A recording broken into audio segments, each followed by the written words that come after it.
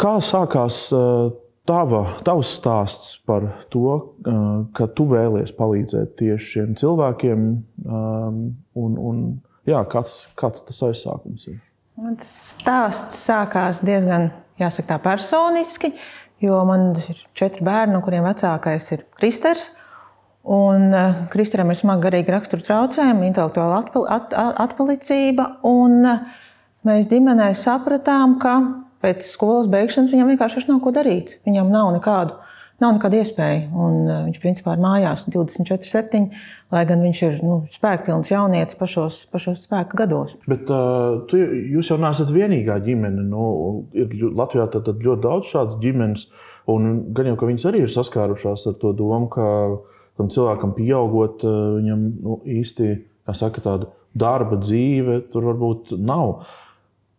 Kā tad tas tā ir gadījies, ka tu esi tā redzamā persona uz tās skatuves? Protams, ka tās ģimenes ir ļoti daudz, jo šādi cilvēki Latvijā ir vairāk kā 30,000, un tā statistika liecina, ka nodarbināti ir ļoti maz, ļoti maz. Un arī ir ievēlēties tā saucamie sociālie pakalpojumi, kur kā teorētiski šiem cilvēkiem būtu iespēja vismaz iet uz dienas centriem, kur viņi var kaut ko darīt. Vai arī tiksim, iet šīs specializētās darbnīcas, bet tas arī tas nav pieejams. Un otrkārt arī tas, ka ļoti bieži jau šiem cilvēkiem ir tā nodarbošanās, kas tiek piedāvāta, viņa nav jēgpilna, teiksim tā, jo arī, jāsaka, stereotipi, protams, ir ļoti iesakņojušies dziļi, un tas pieņēmums, ka šie cilvēki nevar darīt vairāk neko kaut kādus rutinētus, ļoti vienkāršus darbus, kā līmēt kastītes vai kaut ko locīt. Tas, protams, tas ir ļoti tāds, bet tā nav.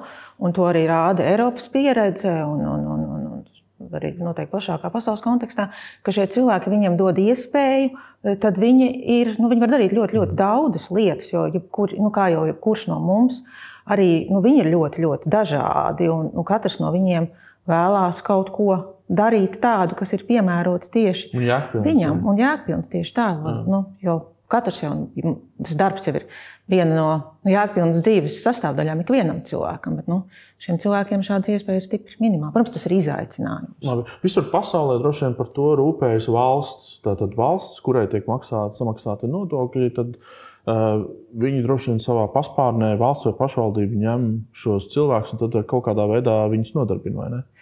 Tie modeļi ir diezgan dažādi, un šajā jomā, protams, ka ir, ir valstis, kuras ir ļoti labklājības ziņā, ļoti labklājības līmenis ir augsts, kā piemēram Amerikas Savienotās valsts, kur šie sociālie pakalpojumi pilnīgi citi, tur ir pilnīgi cita izpratne, līdz ar to arī tas ir viss uz privātu personu pleciem, bet, Eiropā vai Skandināvijā, tur, protams, ka ir šis valsts un pašvaldības atbalsts, bet man jāsaka, bija diezgan nesen piedalījos konferencē Islandē, nespējas studiju ietveros, kur diezgan daudz bija šie cilvēki arī no Skandināvijas un vadošie gan zinātnieki, gan pētnieki, gan arī nodarbinātības un sociālo pakalpojumu sniedzēji.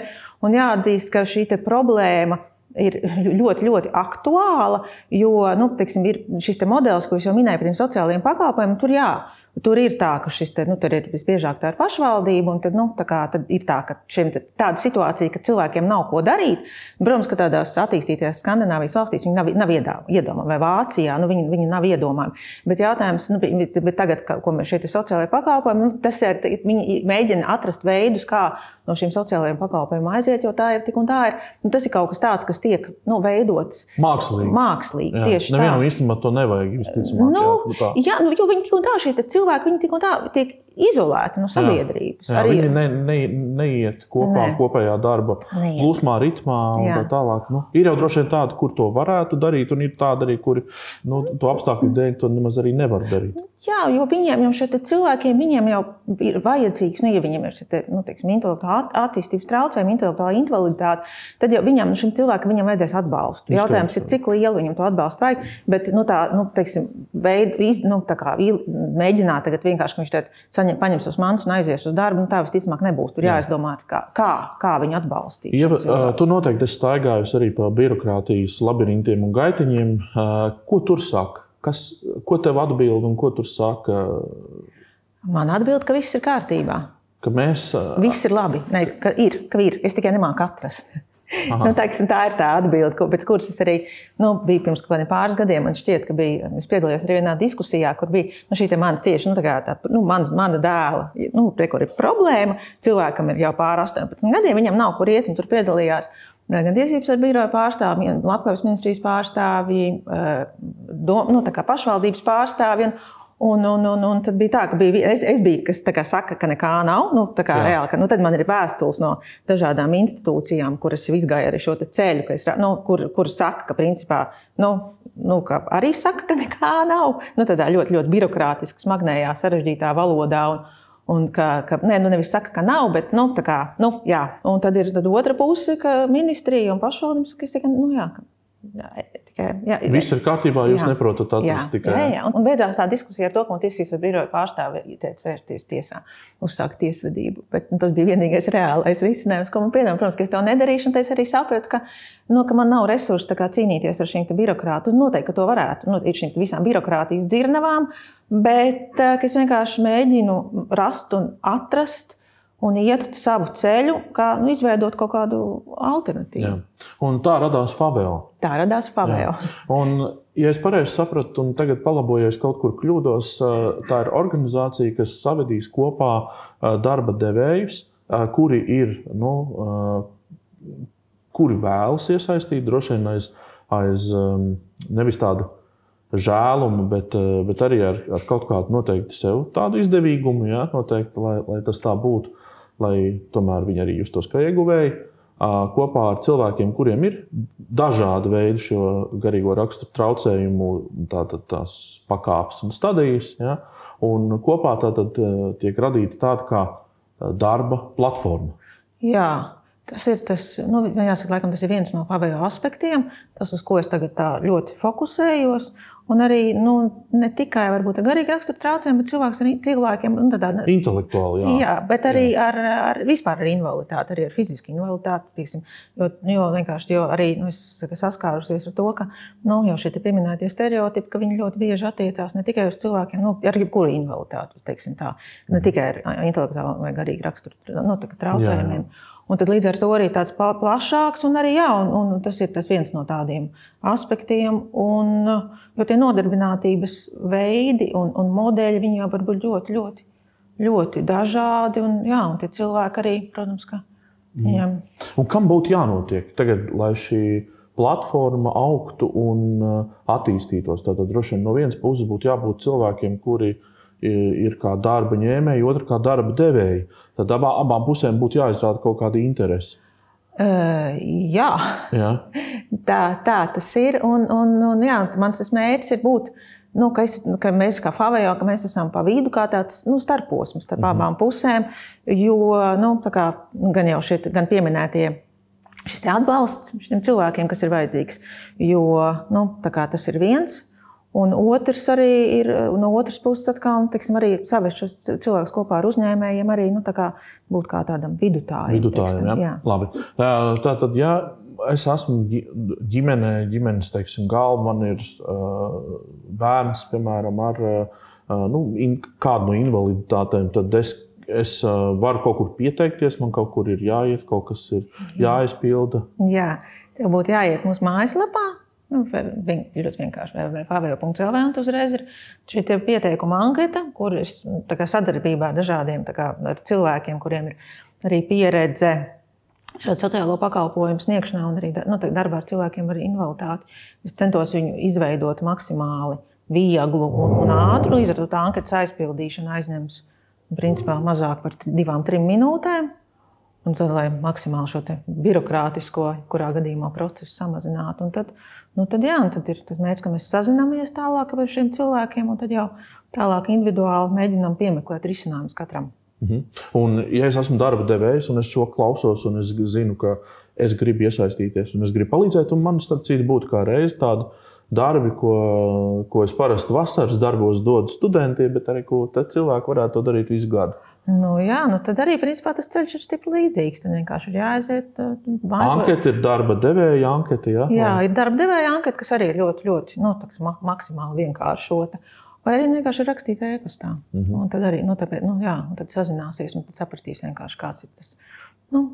Skaidrs. Tu esi veidojusi arī ne tikai tā praktiski to visu, bet tu esi skatījusies arī akadēmiski uz šo jautājumu, vai ne? Un tev ir vesels maģistra darbs par šo tēmu. Kas bija tas, ko tu izpētīji un ko tu saprati, veidojot to darbu un kā tas tev palīdzēja veidot tālāk Faveo?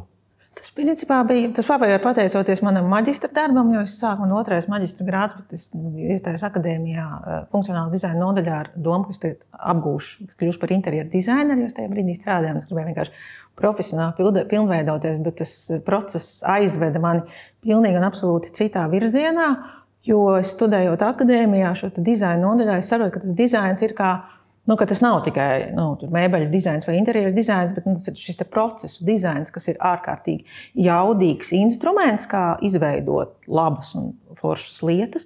Un līdz ar to arī es pēc tādiem dizaina pamatprincipiem veicu padziļināt izpēti, un pēc tam arī sapratu, kāda ir šī problēma. Un tad tālāk šis bija risinājums. Tas Faveo bija kā risinājums problēmām. Un tad tālāk jau es nodibināju arī, sākumā, protams, tas bija tikai SIA, un tad pirms gada mēs ieguvām sociālā uzņēmuma statusu. Un lai pēc iespējas plašāk šo te aspektu varētu izveidot, ir arī Faveo fonds, jo ir dažas lietas, ko var izdarīt tikai kā sociālais uzņēmums, bet ir ļoti daudz lietas, ko var savukārt kā caur fondu. Tīri juridiski iemesli dēļ droši vien, jā? Kā tu skaties uz tieši sadarbību? Jo mēs savā raidierakstā un raidījumā daudz runājam par to, ka Latvijā ir šī viduvējā komunikācija visos līmeņos un ka bieži vien tāpēc lietas nestrādā. Un otrs temats līdz ar šo komunikāciju ir arī sadarbības trūkums. Vai tu redzi, ka nevalstiskās organizācijas, varbūt kaut kādi individuāli aktīvisti vai ministrijas, viņas katra rīko organizē kaut kādu savu fórumiņu, savu konferenciju, semināriņu, bet neviens tā nenāk kopā un lielā bildē nerisina to tēmu? Jā, pavisam noteikti ir tāda ļoti liela sadrumstalotība, manuprāt. Lai gan tā problēma, protams, ir visiem viena. Cilvēkiem, kuriem ar šo ikdienā saskarās, un arī gan ministrija, gan pašvaldības, viņas jau tās savas kompetences ietvaros, viņi jau tie cilvēki, kas tur strādā, ar ko nācies tagad sastapties un sadarboties, ir ārkārtīgi atsaucīgi. Tā kā uz tādām ļoti, ļoti atsaucīgi, un arī es ceru, ka šī Faveo ideja, ka viņi arī ka izdosies viņu šādā te veidā arī attīstīt tālāk. Bet tā nesadarbošanās ir tāpēc, ka visiem problēma ir līdzīga, bet risinājumi ir dažādi, un tad nevar tā kā vienoties par tiem risinājumiem, vai nav risinājumi? Es domāju, ka tādās, ko es arī tajā gan maģistra darbā savā konstatēju, gan arī tālāk jau, tad arī bija Saeimas analītiskās dienests veica pētījumu, tad ļoti arī dziļi, un tas secinājums ir tāds, ka principā, ka vienkārši dizaina domāšanas iztrūkums, teiksim tā, ka ir viena lieta, kas ir teorētiski un uz papīra, ka viss strādā un funkcionē, un otra lieta, ka realitātē tas nestrādā, tas ir viens, un otrs man šķiet, ka nav tādas sistēmiskas pieejas, ka ir katra ministrija, teiksim, kas atbild par savu, tad ir savukārt tur ir grupmājas, sociālajie pakalpojumi tiek finansēti no pašvaldībām, savukārt atkal ir šie teiksim, institucionālā aprūpe, tas atkal ir no labklājības ministrijas, un tas ir tāds ārkārtīgi, un ir joms, par kurām atbild izglītības ministrija, veselības ministrija, nav tāds vienots skatījums, ir ārkārtīgi. Katrs to savu, specializētā izglītība, tur ir tikai izglītības ministrija un labklājības ministrijas kaut kāds departaments. Jā. Un liekas, ka tā lielā bilde notiks pat no sevis.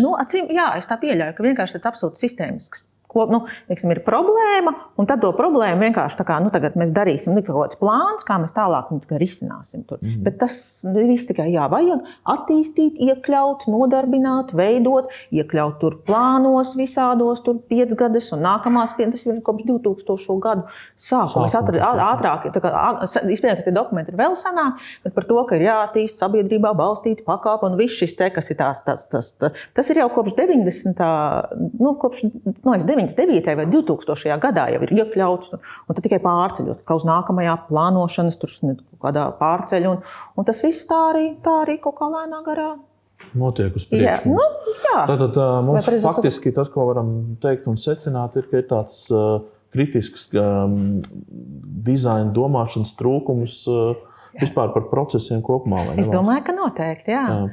Tas ir ārkārtīgi, jā, tas ir ļoti vērtīgs instruments. Bet, ja viņi, protams, pielieto pareizi, jo tagad arī, ko es novēroju, tāda tendence, ka tas ir ļoti tāds moderns, tāds termins un jēdziens, bet tas, protams, ka tā ļoti tad ir tā tendence to darīt virspusēji, un to nevar, jo tad jābūt ļoti padziļinātai izpētē un izpratē par lietām, lai tas funkcionētu un strādātu. Jo tā virspusēji vienkārši tas nebūs. Es gribētu noslēgt tādu arī mūsu sarunu ar vēl vienu tēmu, ar ko tu darbojies un arī esi pazīstama un redzama sabiedriski. Tie ir Kristera dārza svētki, kas jau ir notikuši 2 reizes, vai ne? Varbūt var nedaudz pastāstīt, kā līdz tā ideja nonāca un kā tā attīstījās un kāds ir tas varbūt tā ambīcija, ko ar tiem iesākt. Jā, ir tā, ideja par dārza svētkiem radās pirms nepilna gada. Laikam ir jau gads pagājis. Pagājušā gada jūlijā, tā kā nav pat vēl gads. Un ka es vienkārši kaut kāda dzīves apstākļi salikās tā, ka es vienkārši ļoti spilgti sajūtu to, ka ir tie pasākumi, kas tiek organizēti cilvēkiem ar invaliditāti, īpaši garīgi rakstura traucējumiem, es sapratu, ka nav tāds pasākums, uz ko man arī pašai gribētos aiziet, teiksim tā. Jā. Kas būtu tāds foršs ikvienam, kas sagādātu prieku ikvienam, kas būtu kvalitatīvs. Un tad tā ideja radās pirms un tad mēnešu laikā ārkārtīgi pieslēdzās ārkārtīgi liels daudzums ar cilvēkiem, tu atceries, ka. Un tad arī ļoti, ļoti tā intensīvi tas notika un atsauce bija fantastiski liela. Mums piedalījās, pirms tur bija dažādi mūziķi, skatām LOM un radošās darbnīcas vairāk un skaistumkopšanas stūrītes. Un kas tik mums tur viss nebija ļoti, ļoti daudz. Un tad arī šogad 2. reizi to rīkojot jau, protams, ka bija tā, ka tā atsaucība arī bija ļoti daudz cilvēku, kas atnāca pie mums, kas bija ļoti iepriecinoši. Un bija koncerts un hamburgeri un viss kaut kas tāds ļoti. Labi.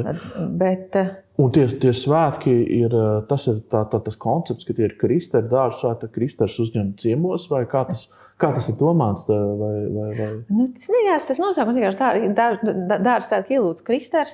Es pat nezinu, kāpēc mums tas nosaukums tā radās, bet principā jā. Ka Kristers ir tas, kas mums bija viestur. Saimnieks un viņš ielūdz. Viņš ielūdz, savus draugus. Viestur dārzā šos 2 gadus bija, bet kā nākamgad jādomā, jo tā atsaucības bija tik ļoti liela. Ka jūs pārņemsiet visu parku. Jā, mums brauc no Salaspils, brauc cilvēki un no organizētās grupās, un no Jelgavas un no Rīgas bija daudz. Un tad tiešām arī, bet tā nav vienīgā, ir vēl no Favejo, ko mēs vēl darām, mums ir iekļaujušās otrdienas, ka mums, teiksim, muzejā dažādas radošas darbnīcas un ekskursijas šiem, arī tieši cilvēkiem ir piemērotas šīs nodarbošanās. Un arī, kaut kā mēģina atrast to, lai tas katram ir, lai sagādā prieku, bet te pašā laikā arī, lai ir piemērots gan šiem cilvēkiem, gan interesants arī visiem pārējiem. Tad es saprotu, ka Favejo tas ir gan izklaide, tā kā prieks, gan darbs, gan arī lekcijas un mācības, kas ir izglītība. Jā. Sagādāt cilvēkiem prieku, tas laikam ir tas, ko caur visām šīm aktivitātēm, jo arī tagad pieredz, ka viens jauns vīrietis, viņam ir sapnis kļūt par DJ. Un tad viņam tas ir tik ļoti intensīvi, ka es tagad mēģinu atrast veidus, kā viņam palīdzēt. Un tas sagādā prieku gan man, gan arī šim puisim. Un es ceru, ka izdosies izdarīt tā, ka kopā arī ka viņam tas izdosies. Un tad viņš varēs sagādāt prieku daudziem citiem par foršām ballītēm. Tādas ir tas doma un ideja. Skaisti. Es vēlu, lai izdodas, un gan jau mēs pēc kāda laika satiksimies, un tad konstatēsim, kā šīs lietas ir pavirzījušās uz priekšu, vai tie dokumenti no 99. gada joprojām būs tādā ceļojumā, vai tomēr mēs būsim, kā saka, kādu reālu lietu pienaglojuši. Paldies tev, Liels! Cerams. Paldies!